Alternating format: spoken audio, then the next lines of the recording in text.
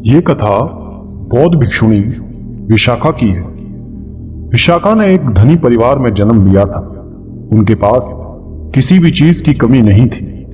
विशाखा के पिता का नाम धनंजय और माता का नाम सुमना था।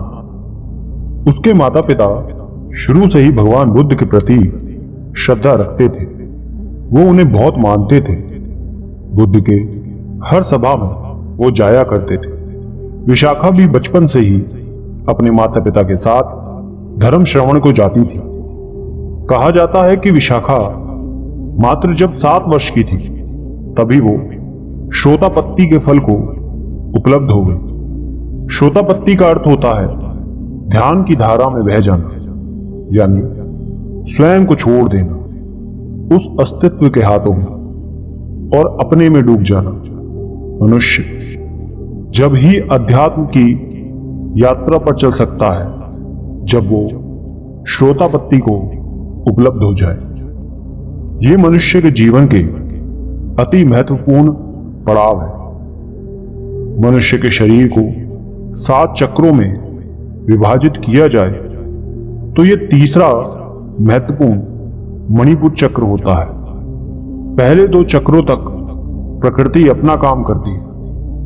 उत्पत्ति, भय और क्रोध जो जीवन के अभिन्न अंग हैं। मणिपुर जिसे हिंदुओं ने उसे सचमुच बहुत ही सुंदर नाम दिया है, वो सच में मणि है। ये मनुष्य के भीतर का भाग्य खोल देती है। वो बंधा होता है।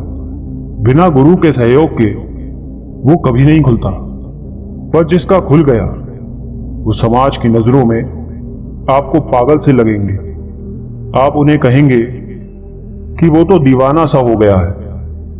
बहुत छोटी उम्र में ही श्रोतापत्ति उपलब्ध हुई विशाखा जब बड़ी हुई तो उसका विवाह श्रावस्ती निवासी मेघा सृष्टि के पुत्रवर्धन से हुआ। जब विशाखा की मायके से विदाई हो रही थी तब विदाई के समय धनंजय सेठ ने अपनी बेटी विशाखा को 10 बातें संकेतों में समझाई। पहला, घर की आग बाहर मत ले जाना। दूसरा, बाहर की आग घर में मत लाना। तीसरा, जो देता है उसको देना। चौथा, जो नहीं देता उसको मत देना। पांचवा, जो देता है उसको भी और जो नहीं देता उसको भी देना। छठा, सुख से बैठना। 7वां, सुख से खाना। 8वां, सुख से लेटना। 9वां, अग्नि की परिचर्चा करना। 10वां, कुल देवों की पूजा करना। और उस समय से ही पिता की बातों को गांठ बांधकर विशाखा ने अपने ससुराल में प्रवेश किया। उसे पिता की दी हर शिक्षा याद थी। उस घर में भगवान का दिया सब कुछ था जो कुछ भी चाहिए होता है। लेकिन फिर भी विशाखा को उस घर में एक कमी सी खलती थी, भगवान की कमी। अब श्रावस्ती में रहकर भी कोई भगवान के प्रति श्रद्धा ना रखे, ये भी किसी चमत्कार से कम नहीं। कपिलवस्तु में रहने वाली विशाखा ने श्रावस्ती में विवाह इसलिए ही किया था ताकि उसे वहां भगवान के दर्शन करने को मिल जाए। इस कहानी में आप बार बार ये सुन रहे होंगे कि भगवान बुद्ध श्रावस्ती में ठहरते हैं, श्रावस्ती में विहरते हैं। 40 वर्षावास में से भगवान बुद्ध ने 25 से भी अधिक वर्ष श्रावस्ती में गुजारे। विशाखा के ससुराल का माहौल ना तो बुद्ध का विरोधी था ना ही उनका अनुयायी। उसके पति और ससुर दोनों ही पूजा पाठ करके धन कमाया करते थे, लेकिन किसी ने भी आज तक किसी संत भिक्षु को ना तो दान दिया था और ना ही उन्हें कभी भोजन करवाया था, और वो ना कोई भोग लगवाते थे। उन लोगों ने आज तक वहां पर कोई कुआं नहीं बनवाया, ना कोई बावड़ी बनवाई और ना ही कोई धर्मशाला। यानी इतना सब कुछ होने के बावजूद भी उन्होंने अपनी कमाई से आज तक शुभ कार्य नहीं किया था, ना उसमें 1 रुपए खर्च किए थे। ऐसे ही एक दिन की बात है। विशाखा अपने ससुर को गरम गरम भोजन परोसकर खिला ही रही थी, मगर मिगार हमेशा सोने चांदी के बर्तनों में ही भोजन किया करता था। कभी वहां एक बौद्ध भिक्षु भिक्षा मांगने आ जाता है। विशाखा के मन में बौद्ध भिक्षु संघ के प्रति बचपन से ही अपार श्रद्धा थी, लेकिन वो ऐसी घर की बहू बनकर आ गई थी जहां बुद्ध के प्रति, उनके धम्म के प्रति व संघ के प्रति कोई आस्था थी ही नहीं। वो उनसे ज्यादा प्रभावित नहीं देती। जब वो भिक्षु भिक्षा मांगता, विशाखा को लगता है कि शायद उसके ससुर ने उस भिक्षु को नहीं देखा, इसलिए वो थोड़ा किनारे पर हो जाती है ताकि वो उस भिक्षु को देख सके। कुछ देर बाद वो भिक्षु दोबारा भिक्षा मांगता है। मिगार भिक्षु को देखकर अनदेखा कर देता है और भोजन करते रहता है, कोई प्रतिक्रिया नहीं देता। ससुराल में बिना ससुर की अनुमति के भिक्षु को दान देना भी ससुराल की अवमानना होती। तब सही समय और मौके का इंतजार करती विशाखा इस समय को चूकना नहीं चाहती थी। उसने बौद्ध भिक्षु की तरफ देखकर उससे कहा कि भिक्षु और कोई घर देख लो, मेरे ससुर तो बासी भोजन खा रहे हैं, आप आगे जाओ। ये बात उसने इतने जोर से कही थी कि उसके ससुर के कानों तक पहुंच जाए। ससुर ने विशाखा की ये बात सुनी तो वो क्रोध से भर उठता है और अपनी बहू विशाखा को खूब भला बुरा सुनाने लगता है। मिगार विशाखा से कहता है कि तुम हमारे घर की वधू हो और सबके सामने हमारी ही बदनामी करवा रही हो और घर आए भिक्षु को बिना भिक्षा दिए ही घर से वापस भेज देती हो। यह हमारी मर्यादा के खिलाफ है। मिगार विशाखा पर बहुत क्रोधित होता है। क्रोध में आकर पंचायत और विशाखा के माता पिता को इकट्ठा कर लेता है। मिगार पंचायत में कहता है कि मेरी बहू ने मेरे कुल का अनादर किया है, उसने मेरे ही सामने मेरा ही अपमान किया। उसने एक बौद्ध भिक्षु को यह कहकर घर से वापस भेज दिया कि मेरे ससुर बासी खाना खा रहे हैं, आप पंच ही इसका फैसला करो और जो भी हर्जाना होगा मैं उसे मान लूंगा। मुझे मेरे पुत्र वधू से तलाक चाहिए। इसके माता पिता भी यहीं पर हैं। इतना कहकर वो रोने लगता है। मिगार को रोता देख पंचायत ने विशाखा से पूछा कि बेटा, तुम सुशील हो, संस्कारी हो, उच्च कुल की हो, पढ़ी लिखी हो, क्या इसी मर्यादा से यह समाज चल सकता है जहां बहू अपने ससुर की सेवा करना तो दूर की बात है, उनका मान सम्मान तक नहीं कर सकती। जब आप जैसी पढ़ी लिखी लड़की इस प्रकार से करेंगी, अच्छा आचरण नहीं अपनाएंगी, तो हम बाकी सबसे क्या ही उम्मीद करेंगे। तुम बताओ, क्या तुमने सच में ऐसा कहा था कि मेरे ससुर तो बासी भोजन खा रहे हैं? तब जवाब देते हुए विशाखा दोनों हाथों को जोड़कर कहती है कि पंच तो भगवान के तुल्य हैं। आपसे कुछ झूठ नहीं कहूंगी। यह सत्य है कि मैंने यही कहा था, लेकिन क्यों कहा वो भी आप जान लीजिए। हमारे घर में सब कुछ है जो किसी व्यक्ति को चाहिए होता है। धन, दौलत, जेवर, घर, सुख सुविधा की हर वो चीज, हर सामान जो सबको चाहिए होता है। किसी चीज की कोई कमी नहीं है। सब धन धान्य से भरा हुआ है। भगवान ने सब कुछ दिया है, लेकिन इसके बदले हमारे ससुर जी ने कभी कोई दान दक्षिणा, कोई मंदिर, कुआं, बावड़ी, कभी भोज आदि कुछ नहीं करवाया। तो फिर ये सब मिला कहां से? ये किसी जन्म की कोई कमाई होगी जिसे इस जन्म में ये उपयोग कर रहे हैं। कुछ बोया होगा पिछले किसी जन्म में जिसे इस जन्म में काट रहे होंगे, वरना तो इन्होंने इस जन्म में तो ऐसा कुछ भी नहीं किया जिसके बदले ये सुख वैभव ये भोग रहे हैं, तो आप ही कहें कि मैंने क्या गलत कहा। मैंने तो उस बौद्ध भिक्षु से केवल इतना ही कहा था कि मेरे ससुर बासी खा रहे हैं। तब आप लोग ही बताएं कि मैं कहां पर गलत हूं, मैंने क्या गलत बोला।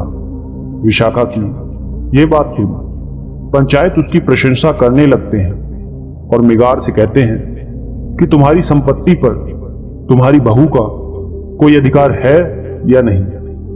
यदि है तो उसे उसमें से कुछ अपने धर्म के हिसाब से खर्च करने की आज्ञा आपको देनी चाहिए, क्योंकि आपकी बहू आपका अपमान कभी नहीं कर रही बल्कि आपको चेता रही थी। तब पंचों की बात सुनकर मिगार उनसे कहता है कि केवल यही एक बात नहीं है, और भी कई बातें हैं जिससे ये ज्ञात होता है कि ये हमारे घर के बहू बनने के काबिल नहीं है। पंचायत ने पूछा, जैसे कि? तब मिगार कहता है कि मायके से विदाई के समय भी इसके पिता धनंजय सेठ ने इसे हमारे खिलाफ भड़काया था। इसके कानों में कुछ बातें कही थी जो मैंने सुन ली थी। मैं वहीं खड़ा था पर्दे के पीछे जब इसके पिता इसके कान भर रहे थे। तब पंचायत ने पूछा कि ऐसा क्या कहा था, बताओ। मिगार सेठ कहता है कि इसके पिता ने कहा था कि घर की आग बाहर मत ले जाना। अब आप लोग ही बताइए कि हम घर गृहस्थी के लोगों के लिए यह संभव है कि अपना चूल्हा जलाने के लिए आग मांग बैठे, तो हम उसे आग नहीं देंगे। ये तो आसपास पड़ोस में बैर पालने की शिक्षा है ना। तब पंचायत विशाखा से पूछते हैं, क्या यह सत्य है? उन्होंने ऐसा कहा था? तब विशाखा उनसे कहती है कि यह सत्य है, लेकिन ससुर जी ने उनके अर्थ को गलत समझ लिया। मेरे पिताजी मुझसे बस ये कह रहे थे कि अगर अपने ससुराल में अपने सास ससुर, देवर, पति इत्यादि किसी की कोई कमी दिख जाए तो उसे कभी घर से बाहर मत कहना। यदि घर में कभी लड़ाई झगड़ा हो जाए तो वो बात भी कभी घर के बाहर मत कहना। उनका ये अर्थ था। इस बात से अपनी बहू की बात सुन मिगार सेठ हैरान हो जाता है। तब वो कहता है, बाकी शब्दों के अर्थ क्या मतलब थे? उनके द्वारा कहे हर शब्द से घर में बैर ही होगी। तब विशाखा पंचायत में कहती है कि मेरे पिता के कहे हर शब्द का अर्थ ससुर जी ने गलत निकाला है। अब जब बात उन्होंने रखी है तो मैं बाकी सबका भी अर्थ आपको बताती हूं। मेरे पिताजी ने बाकी संदेश में यह कहा था कि बाहर की आग कभी घर में मत लाना, अर्थात यदि मेरे ससुराल के किसी परिजन की कहीं कोई बुराई कर रहा है और यदि तुम उसे सुन लो तो इस बात को भी घर में मत कहना। ये एक बहुत बड़ी आग होती है जिससे घर में समस्या आती है। उनके तीसरे और चौथे शब्द का अर्थ जो देता है उसको देना, ना कि उसे जो नहीं देता।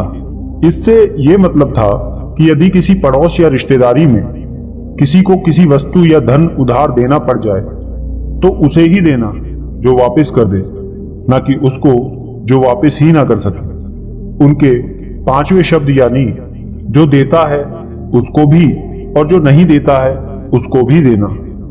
इसका मतलब यह था कि हमारे जीवन में कुछ रिश्ते ऐसे होते हैं जैसे बेटी दामाद, भांजा भांजी, भिक्षु, साधु, इन्हें कभी कोई भी चीज वापस लेने के मन से मत देना, बल्कि यह सोचकर देना कि तुम्हें यहां बस देना है। छठे शब्द सुख से बैठने का मतलब है कि घर में ऐसे जगह अदब से बैठना कि यदि कोई बड़ा आ जाए तो हड़बड़ा के ना उठना पड़े। सातवें शब्द सुख से खाने का अर्थ है कि भोजन करने तभी बैठना जब सभी घर के बड़े, जानवर सब भोजन कर लें, वही सुख का भोजन होगा। आठवां शब्द सुख से लेटना, अर्थात लेटने से पहले देख लो कि सास ससुर, बड़े बुजुर्ग खाना खा चुके हैं कोई दवा खाना है तो वो खा चुके हैं, बच्चे सो चुके हैं, घर के दरवाजे बंद हैं, तिजोरी बंद है, कोई किवाड़ खिड़की खुली तो नहीं है। ये सब जांच परख कर लेटना सुख से लेटना है। नवा शब्द अग्नि की परिचर्चा करना, अर्थात घर में सब स्वप्रेम से रहना। किसी के साथ कोई ऐसी बात या बर्ताव मत करना जिससे वो बुरा मान जाए। सबके साथ अदब से रहना। और आखिर में उन्होंने यही कहा था कि कुल देवों की पूजा करना, अर्थात सभी बड़े बुजुर्ग परिवार के सदस्य हों या बाहर के कोई भिक्षु, सबको पूजनीय समझना, उनकी जरूरतों का ध्यान रखना, भूल कर भी उनका अपमान मत करना। यही शिक्षा देकर मेरे पिताजी ने मुझे विदाई दी थी। मैंने आज भी ससुर जी का कोई अपमान नहीं किया, बल्कि बस यही कहा, ये सब हर तरह से सुखी हैं, ये जरूर किसी जन्म के पुण्य हैं। ये सब सुन विशाखा के माता पिता उसकी सूझबूझ और समझदारी से प्रसन्न हो जाते हैं कि उनकी बेटी ने उनकी बताई हर शिक्षा का न केवल मान रखा बल्कि उसे याद भी रखा। यहां मेगार और सभी लोग ये सब सुनकर हैरान थे। पूरी पंचायत विशाखा की प्रशंसा करते रुक नहीं रही थी। वहीं दूसरी तरफ इतना सुन मेगार की आंखों में पानी आ गया। उसने खड़े होकर कहा कि आज से विशाखा मेरी बहू बाद में और गुरु पहले है, और इसे पूरा अधिकार है कि वो अपने हिसाब से जो धन चाहे उसे खर्च करे। सभी अपने घर लौट जाते हैं और घर जाकर मेगार विशाखा से ये कहता है, क्यों ना कल हम सबको भोजन पर आमंत्रित करें। विशाखा कहती है, ये तो नेक ख्याल है, और वो अगले दिन सभी संतों को भोजन के लिए आमंत्रित करती है। भोजन के उपरांत मेगार ने भगवान बुद्ध के उपदेश सुन उनकी दीक्षा ले ली और बाद में वो भगवान बुद्ध का प्रिय शिष्य कहलाने लगा। विशाखा ने श्रावस्ती में एक विहार का निर्माण कराया। ऐसा कहा जाता है कि उस समय उसमें 20 करोड़ स्वर्ण मुद्राएं लगी थी। वो 1000 भिक्षुओं के रहने का 5 मंजिला विहार था, जिसके अवशेष आज भी श्रावस्ती में देखे जा सकते हैं। कहा जाता है कि विशाखा भगवान बुद्ध की प्रमुख उपासिका में से एक थी, जो भगवान के जीते जी बुद्धत्व को उपलब्ध हो गई। श्रावस्ती नगर की विशाखा उन बौद्ध भिक्षुणी में से एक थी जिन्होंने बिना घर को त्यागे संसार में रहकर सभी सुख वैभव को जीकर ध्यान को उपलब्ध हो गई। परम भाग्यशाली थी विशाखा। श्रावस्ती कितनी भाग्यशाली रही होगी ऐसे हीरो को अपनी गोद में जन्म देकर। दोस्तों, आपने क्या सीखा कमेंट करके जरूर बताना।